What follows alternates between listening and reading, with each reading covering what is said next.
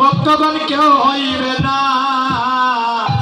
ও সেদিন সঙ্গের সাথী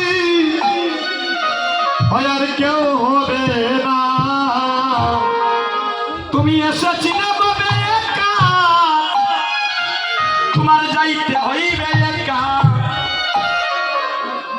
সেদিন সঙ্গের সাথী বাইরে কেউ হইবে না। ও তুমি এসেছিলে একা,